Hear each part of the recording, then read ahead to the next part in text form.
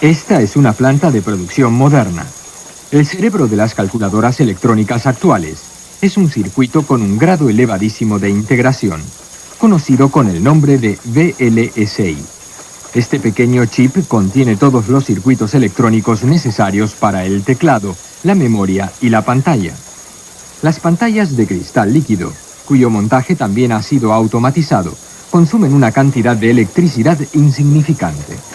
La conexión de los componentes se realiza estampando el diagrama de las conexiones sobre una placa de plástico con una tinta conductora. Con la conexión de una célula solar semipermanente, la calculadora comienza a funcionar. Un dedo mecánico pulsa la tecla del 8 para verificar el funcionamiento de la pantalla. Todos los procesos de fabricación y montaje se realizan en forma automática, sin la intervención de seres humanos.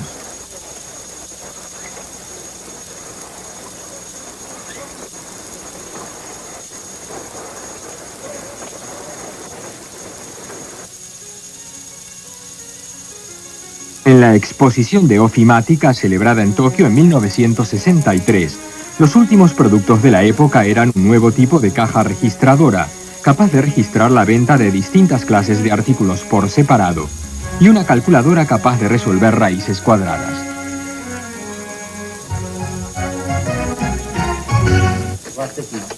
Esta es una calculadora mecánica de accionamiento manual, capaz de sumar, restar, multiplicar y dividir por medio de engranajes especiales. A pesar de su notable progreso, las primeras calculadoras eléctricas hacían bastante ruido y continuaban siendo muy lentas a la hora de calcular. Las personas que debían trabajar diariamente con máquinas como esta soñaban con algo capaz de calcular instantáneamente y en silencio.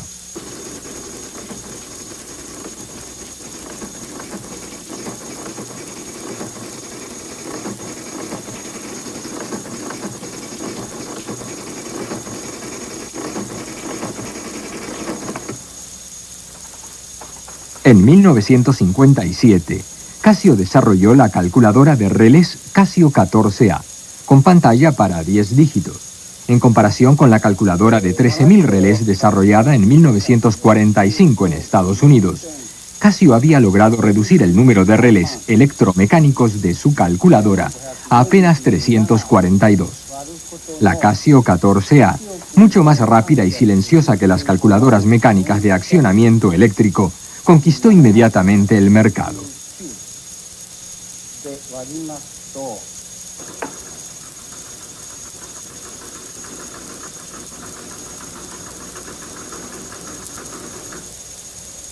La producción de televisores había comenzado ya 3 años antes, en 1954, con el comienzo de las transmisiones.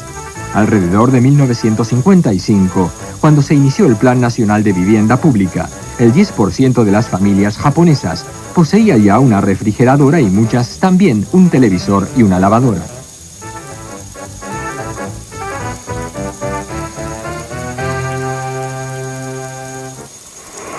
...1964 fue el año de la inauguración del tren bala entre Tokio y Osaka y de la celebración de los Juegos Olímpicos de Verano de Tokio. Los Juegos, transmitidos en color simultáneamente vía satélite, le ofrecieron a Japón la oportunidad de mostrar al mundo su recuperación económica. La era de la electrónica había entrado en su apogeo.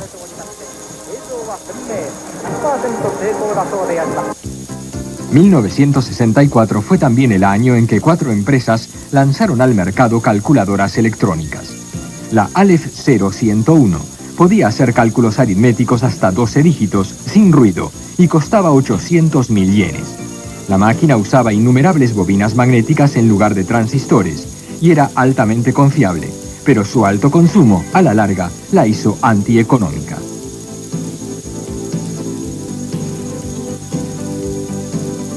Sharp lanzó luego su Compet CS10A, capaz de hacer cálculos hasta 20 dígitos. Esta calculadora, que costaba 535.000 yenes, usaba como pantalla un tipo de tubo de vacío llamado Nixie. Flanqueado a ambos lados por transistores, El tubo iba montado en posición vertical. En total, la máquina usaba 530 transistores y 2300 diodos, ambos de germanio.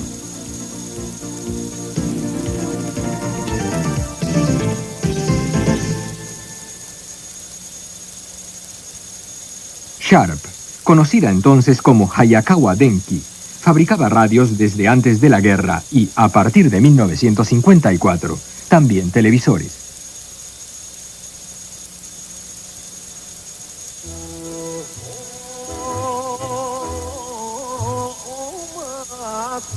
Los técnicos e ingenieros jóvenes de la firma solían ir a beber juntos después del trabajo. Entre copa y copa, discutían qué productos habría que fabricar cuando se acabara el furor de la televisión. Por su imaginación pasaban hornos de microondas, equipos médicos y computadoras. Con el tiempo, los directivos de la empresa prestaron atención a sus ideas y comenzaron a pensar seriamente cómo podían hacerlas realidad. Todos habíamos oído que el campo de las computadoras era prometedor, especialmente porque se trataba de una tecnología punta, pero ninguno de nosotros tenía experiencia en la materia. En la universidad no nos habían enseñado nada sobre computadoras. Éramos todos principiantes. A pesar de todo, como yo fui el primero en proponer la idea de fabricar una computadora, me tocó a mí ponerme a estudiar todo lo relacionado con este tema. En abril de 1960, 4 ingenieros dedicados a estudiar computadoras fueron a visitar al profesor Hiroshi Ozaki de la Universidad de Osaka, un experto en computadoras digitales. El profesor Ozaki había traducido el libro Diseño lógico de computadoras digitales de Montgomery Pfister, una autoridad mundial en cálculos digitales. Después de estudiar las bases de la teoría de cálculo en el laboratorio de la universidad durante un año, los 4 regresaron a su puesto de trabajo en Sharp y se pusieron inmediatamente a desarrollar diversos productos experimentales.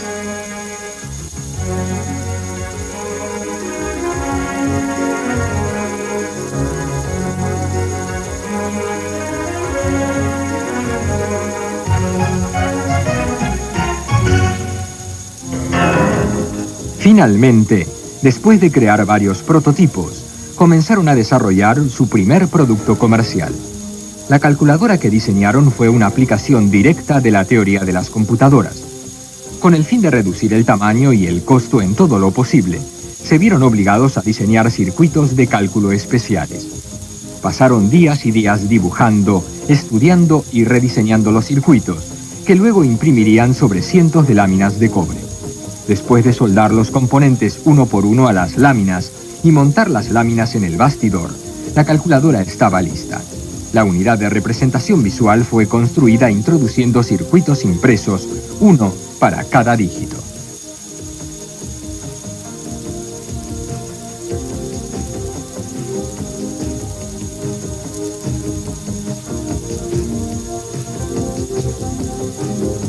Al presionar la tecla del 1, aparecía un 1 en la pantalla. Presionando el 2, aparecía un 2. Cuando comenzamos a armar nuestra primera calculadora electrónica, podíamos multiplicar solamente por 1, porque no habíamos tenido tiempo para preparar suficientes circuitos. Pero estábamos forzados a trabajar de esta forma para tener algo que decir, ya que la dirección nos presionaba continuamente pidiéndonos informes sobre el progreso de nuestro trabajo. Recuerdo una vez en que Hayakawa, el entonces presidente de la empresa, dijo: "Por lo que oigo, las computadoras son más estúpidas que los seres humanos". De todas formas, Asada dijo que si no hubiera sido por la visión de la dirección, el proyecto habría sido cancelado varias veces por no progresar según los planes previstos. Finalmente, cuando creyeron que la calculadora estaba lista, se llevaron una sorpresa. Los transistores de germanio reaccionaban con la temperatura y la calculadora cometía un error detrás de otro. Debido al calor despedido por sus 500 transistores, la temperatura en el interior de la calculadora se volvía demasiado alta.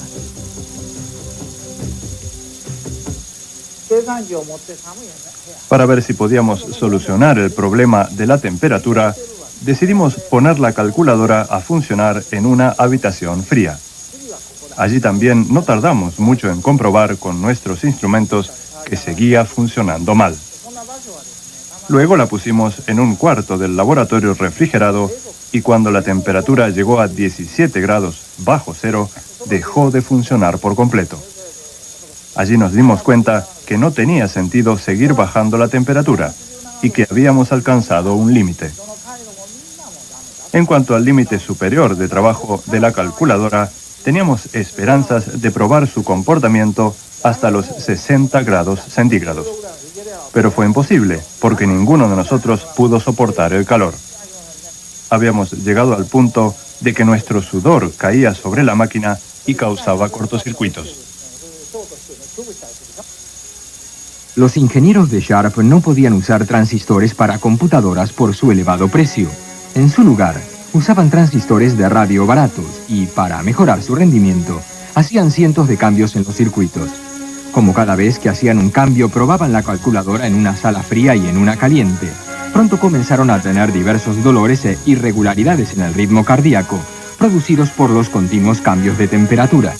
Sin embargo, su sacrificio comenzó a dar fruto.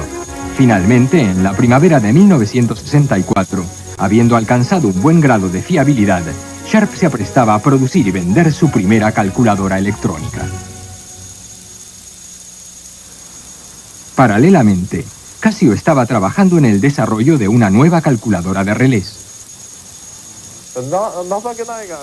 La política de Casio era tratar de desarrollar una calculadora de relés superior a las calculadoras de transistores. El principal problema que teníamos era que los circuitos para la división requerían una enorme cantidad de materiales y componentes. La única solución a nuestro alcance en esos momentos era construir una calculadora que de alguna manera ignorara parcialmente esta operación aritmética. Por supuesto lo logramos. Pero más tarde, en la reunión organizada para presentar nuestra nueva calculadora de relés a los mayoristas, hicimos un papelón. Con las operaciones de suma, resta y multiplicación no tuvimos ningún problema. Pero cuando nos pusimos a dividir, los mayoristas exclamaron: ¿a eso llaman división? La gente comenzó a marcharse, incluso antes de que la calculadora terminara de dividir. Los directivos se pusieron pálidos.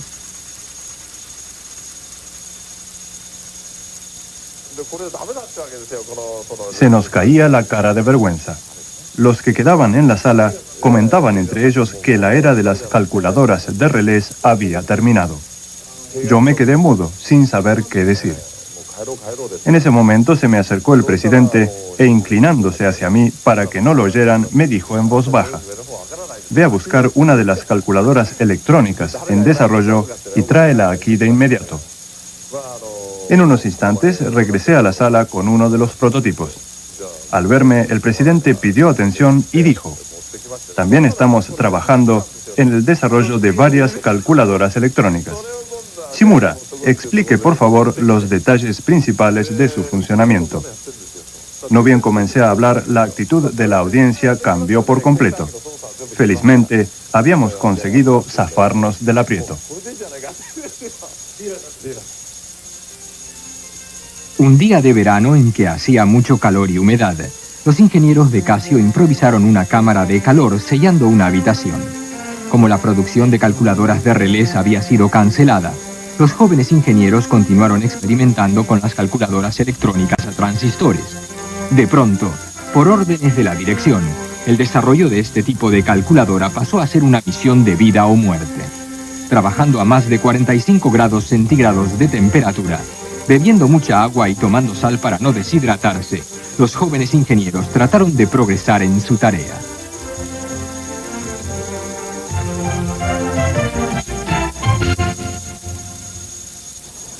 En esta calle de Tokio se encuentra la oficina de Visicom, una empresa clave en la historia de las calculadoras electrónicas en Japón.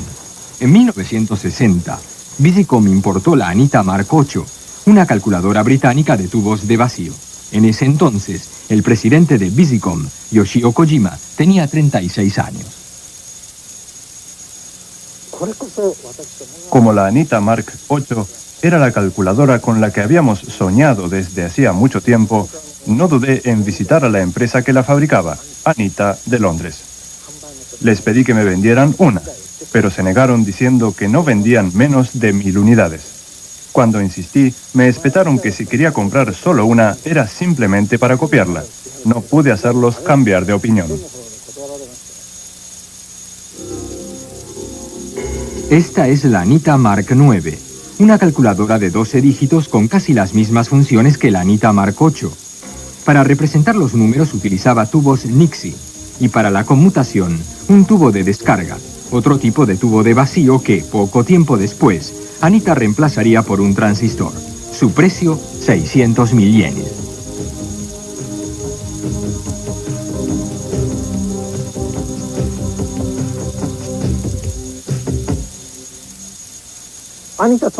Si bien la Anita Mark IX no tuvo éxito en el mercado japonés, por su bajo rendimiento y elevado precio, fue extremadamente importante porque los fabricantes japoneses la desarmaron y adaptaron su tecnología.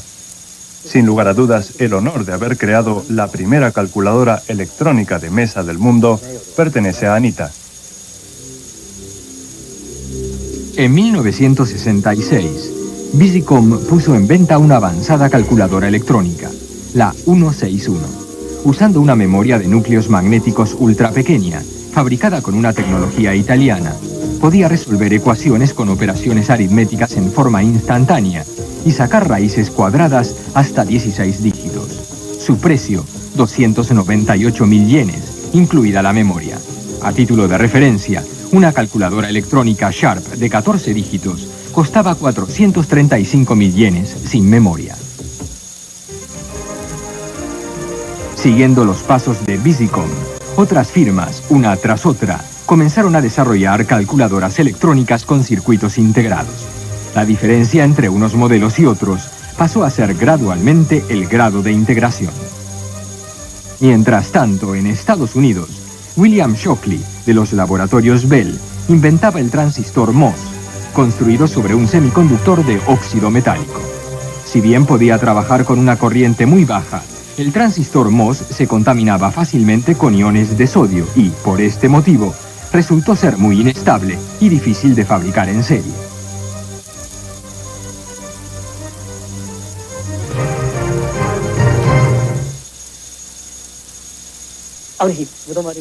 Un día la productividad fue cero, es decir, todas las piezas fabricadas resultaron defectuosas. Teníamos rachas terribles con productividad nula todos los días. En esos momentos supe lo que es tener dolores de estómago por los nervios, especialmente cuando en varias ocasiones no teníamos ni siquiera una pieza para entregar. En Estados Unidos, la situación no era mejor. De 1960 hasta los primeros años de la siguiente década, la tecnología de semiconductores más avanzada del mundo había pertenecido a Fairchild. Usando una película de óxido, Fairchild había desarrollado la tecnología planar, que protegía los transistores de la contaminación. También había inventado el circuito integrado. No obstante, la empresa tuvo que atravesar momentos muy difíciles. Por ejemplo, cuando la productividad de sus plantas cayó debido a la contaminación.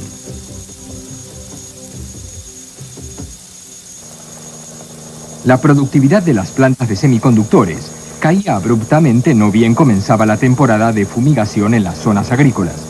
Flotando en el aire, grandes cantidades de iones de sodio, procedente de los fertilizantes y agroquímicos, llegaba a las fábricas y contaminaba las obleas de silicio. La ínfima presencia de orina en los dedos de los operarios cuando regresaban de los lavabos también las hacía inservibles. Los investigadores buscaban febrilmente la causa de la inestabilidad de los circuitos MOS-LSI. Poco a poco, Fairchild circunscribió el problema a los iones de sodio e inventó un método de estabilizar los circuitos, agregando una pequeña cantidad de fósforo en la película de óxido. De ese momento en adelante, la producción de circuitos MOS LSI en Estados Unidos progresó vertiginosamente. En mayo de 1968, Tadashi Sasaki de Sharp viajó a Estados Unidos buscando a alguien que le fabricara circuitos MOS LSI para sus calculadoras electrónicas, ya que todos los fabricantes japoneses se habían negado. Comenzando por Fairchild, visitó 11 fabricantes, incluso Texas Instruments, pero todos rechazaron su oferta de fabricar grandes cantidades a bajo precio.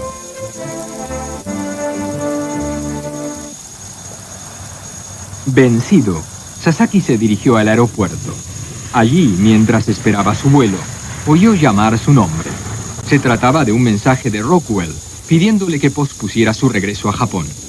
30 minutos después, había regresado a Rockwell, a bordo de un helicóptero que la firma había enviado para recogerlo. Cambiando completamente de parecer, el presidente de la empresa aceptó fabricar circuitos MOS LSI para sus calculadoras electrónicas. Después de firmar el contrato, Sharp decidió enviar uno de sus ingenieros a Rockwell. Al llegar a América, Yukihiro Yoshida, que había ingresado a Sharp hacía solo 2 años, se encontró con una tecnología años luz por delante de cualquier cosa conocida en Japón. Todo lo que me dieron fue esta hoja de papel. Nunca había oído hablar de circuitos lógicos de 4 fases. Al principio era todo tan nuevo que, por más que me esforzaba, no entendía nada. Lo que más me sorprendió fue encontrarme con una manera de pensar y razonar totalmente distinta a la nuestra en Japón. En un momento llegué a pensar que estaba más allá de mi capacidad de comprensión. Esta fue la primera barrera tecnológica que tuve que superar. Por otro lado, los ingenieros americanos no me explicaban las cosas en detalle. Lo único que hacían era responder a lo que les preguntaba. A menudo hacían dibujos y escribían sobre una pizarra. Y si les parecía que había comprendido, inmediatamente borraban todo.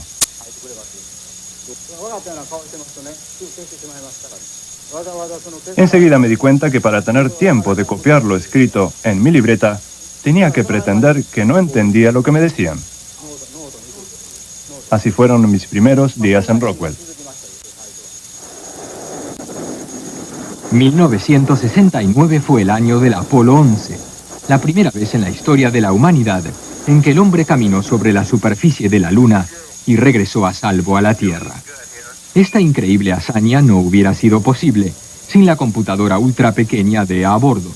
Los circuitos lógicos de 4 fases de esta computadora, usados para controlar condensadores y transistores MOS con 4 tipos de señales sincronizadas, habían sido fabricados por Rockwell. Pero los ingenieros de Rockwell solo se lo dijeron a Yoshida después de que el Apolo 11 había regresado sin inconvenientes a la Tierra.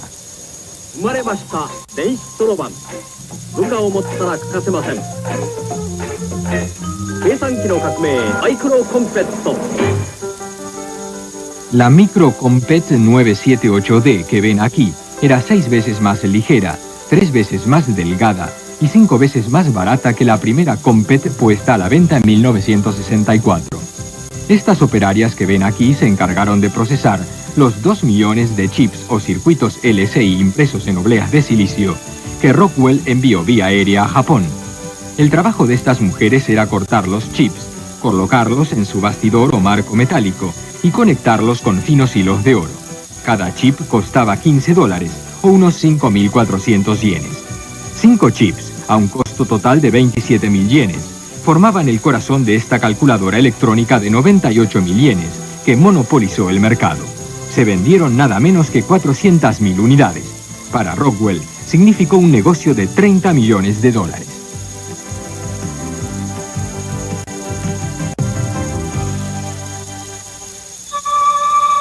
Apollo の頭脳エルシーがあなたの手のひらに今着陸。LC8 アポロコンピューターに活躍する LSI を4個使ったキャノーラ L1218 新発売。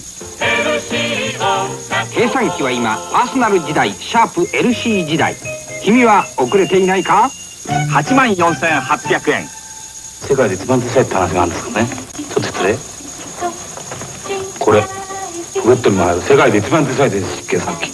手のひらコンピュータービジコンハンディ。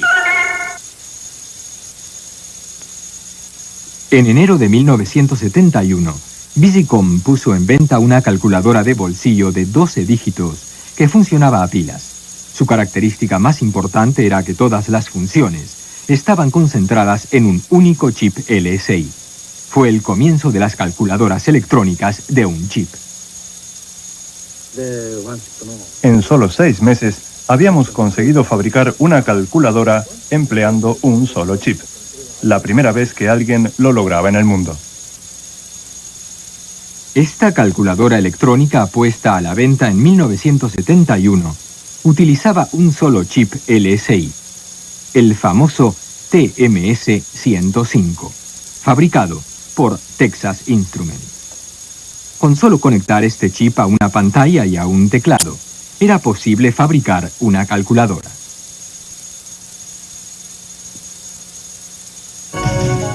El mercado de calculadoras electrónicas creció vertiginosamente, duplicándose año tras año hasta su saturación. Los precios de las calculadoras se redujeron a la mitad. A finales de 1971, Casio ya había comenzado a diseñar la célebre Casio Mini. Como nuestra idea era que la gente pudiera comprar la calculadora con su propio dinero y no con el de su compañía, el precio de venta tenía que ser, como máximo, 10.000 yenes. Pero al hacer cálculos nos dimos cuenta que lo único que podíamos hacer por 10.000 yenes era una calculadora electrónica de 3 dígitos, capaz de resolver solo sencillos cálculos aritméticos. Como nadie iba a comprar una calculadora de 3 dígitos, pensamos en diseñar una de 4 y más tarde una de 6, suficiente para resultados hasta 990.999.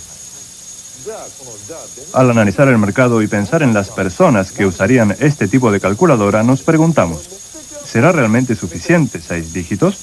Decidimos que sí, y que además, como iba a ser usada solo en Japón, donde la moneda más pequeña en circulación es la de 1 yen y no hay centavos, podíamos prescindir de los decimales.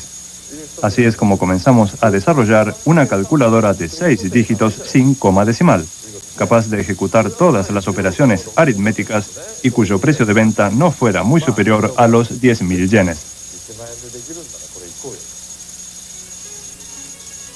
Un ingeniero de Casio se encerró en la habitación de un hotel durante 3 días para diseñar un chip MOS LSI, capaz de trabajar continuamente durante 10 horas con una pila de una linterna de bolsillo, y cuyo costo no fuera superior a los 4.500 yenes. El 31 de diciembre de 1971, el diseño de los circuitos lógicos estaba terminado.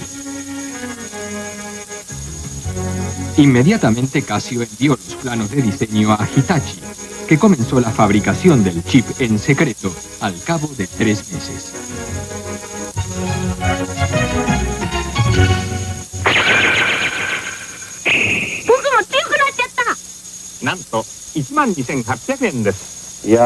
La calculadora era tan barata que al principio no teníamos la menor idea por dónde comenzar a rediseñar nuestro modelo para competir con Casio.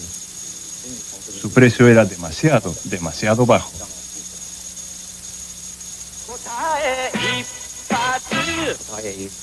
Todavía recuerdo el comercial con el eslogan "Responde al tocarla". Hasta ese momento nunca había pensado que Japón podía alcanzar nuestro nivel tecnológico. Y por eso tenía confianza de que nuestros productos se iban a vender muy bien. 9,980 円、1万円を割りました。みんなに喜ばれるカシオパーソナルミニ5800円。答え一発パーソナルミニ4800円。 Al poco tiempo que uno conseguía la confianza del consumidor y ponía un nuevo modelo en el mercado, otro fabricante ponía a la venta un modelo más avanzado. Por más que los fabricantes redujeran el precio, los modelos anteriores no se vendían más. Esta situación trajo un problema común a todos los fabricantes: inventarios abarrotados. Casio y Hitachi no fueron ninguna excepción.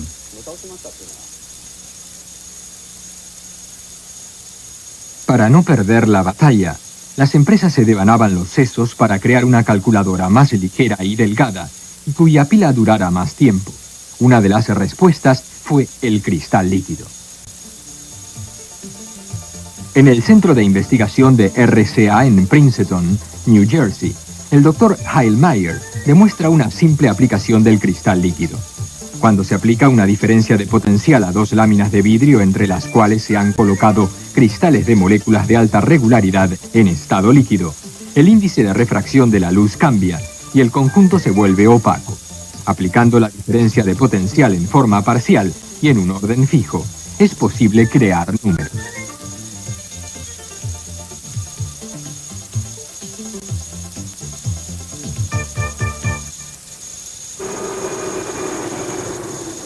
Como el cristal líquido no emite luz propia, consume una cantidad ínfima de electricidad y puede hacerse multiplicado, los ingenieros de Sharp pensaron en usarlo para sus pantallas. Uno de ellos partió inmediatamente hacia Estados Unidos para investigar el tema. Sharp tuvo que probar varios miles de sustancias orgánicas antes de encontrar un material apropiado y desarrollar también varias tecnologías, entre otras, un método de sellado capilar que permitiera a los cristales filtrarse entre las láminas de vidrio y la delicada fabricación de electrodos transparentes para controlar los cristales.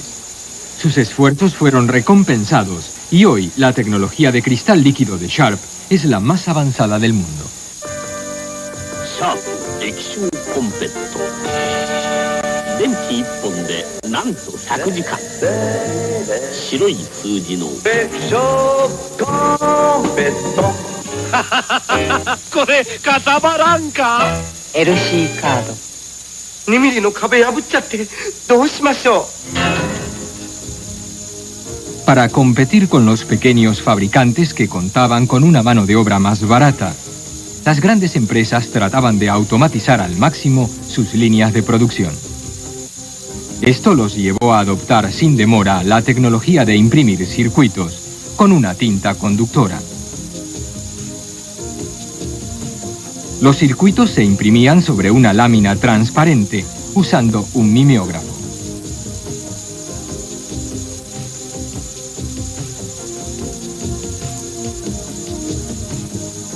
Para terminar la calculadora, bastaba ensamblar a presión un chip LSI en la lámina y conectar una célula solar y una pantalla. En la actualidad, todo se realiza en forma automática sin intervención humana. La automatización transformó la producción de las calculadoras electrónicas y forzó a muchas firmas a abandonar el mercado. Fue realmente trágico. En la guerra de las calculadoras fueron muchos más los perdedores que los ganadores. En la producción de semiconductores, particularmente circuitos LSI, la capacidad de competir depende de la cantidad que se pueda producir. Debido al vertiginoso progreso de la tecnología, hay que renovar las instalaciones y líneas de producción cada 3 o 4 años. Y como las máquinas y equipos empleados son extremadamente caros, se necesita una enorme cantidad de dinero. Y muchísimo más si se trata de instalar una nueva planta de producción. Sin la garantía de una demanda suficiente que permita recuperar la inversión, la industria de semiconductores no puede crecer. En Japón, la gran demanda promovió tanto el desarrollo tecnológico como el crecimiento de la industria. Para mí, esto fue lo que produjo la diferencia actual entre las industrias de semiconductores de Japón y Estados Unidos.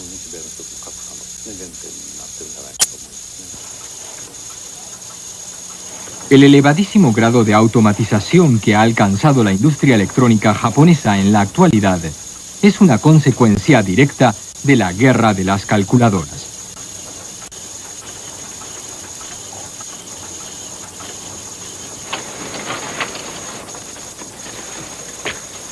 Durante los últimos 27 años, Japón ha producido alrededor de 1.000 millones de calculadoras electrónicas, creando una enorme demanda en la industria de semiconductores que, a su vez, sirvió de estímulo para su rápido desarrollo tecnológico.